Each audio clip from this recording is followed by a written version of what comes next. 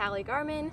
I am 21. I am originally from Algona, Iowa, but now I live in Cedar Falls and go to school at UNI, where I am planning to be a teacher someday. So a little bit about my story. In 2015, when I was a freshman in high school, I was riding a dirt bike and got hit by a car and lost my leg below the knee.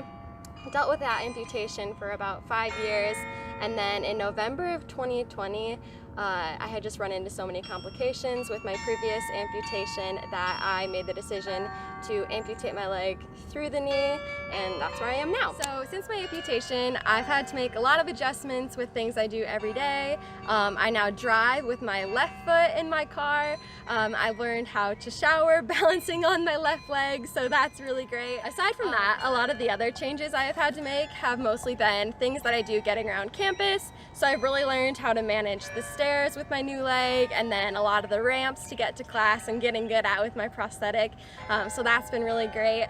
Aside from that, I do a lot of swimming in my free time and teaching swimming lessons, and so I have mastered the art of balancing on one leg, diving off the block, and teaching swimming lessons on one foot, and swimming without my leg as well. So something that has really kept me going since my amputation has been obviously keeping a strong hold on my faith. Aside from that, I've just had this amazing community surround me and kind of push me in the right direction to keep that positive attitude and keep moving forward.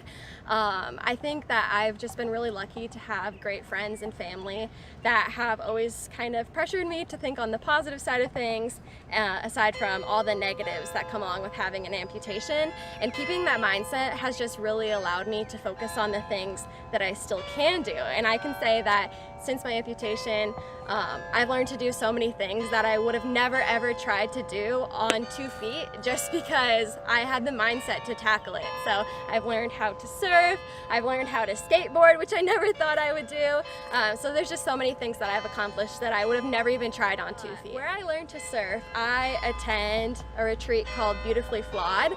It's run by Bethany Hamilton, who you may know from the movie Soul Surfer. She's an amputee who was attacked by a shark. She runs this foundation with a close group of her friends, and they host retreats for amputee girls and guys all over the country. And it's really such a healing experience because as a group of amputees, we get to go to California and Hawaii and be together and share the gospel and learn each other's stories. And it's just such a healing experience because it's not very often where you get to be in a group with so many like-minded people that also look like you. And so that's a really amazing thing that I've been involved with. I am a junior leader now for the retreat, and so I've had the pleasure to kind of mentor and coach a lot of other young girls through amputation, and that's been such a huge blessing to me as well as them. My prosthetist at Clark is Andy, and Andy has been such a big blessing to my life because I worked with him a little bit when I needed small adjustments when I was a below knee amputee, and then when last fall came around and I was considering through knee amputation, I was obviously terrified, and Andy was who I went to. And I think overall Andy just kind of gave me that hope and that affirmation that I needed to be able to take that step to have that amputation, because I knew that it would be the best option for me moving forward, because I trusted that he knew that I would be fine. And so I put that in his hands and he made it work for me, and so ever since then I've been moving along great, and I'm so thankful that he gave me that hope that I needed to have that surgery, because I see now that it really was the best option for my future and my mobility. My future goals have kind of been the same since I was a little girl, but they've kind of shifted in terms of mindset now that I'm an amputee. So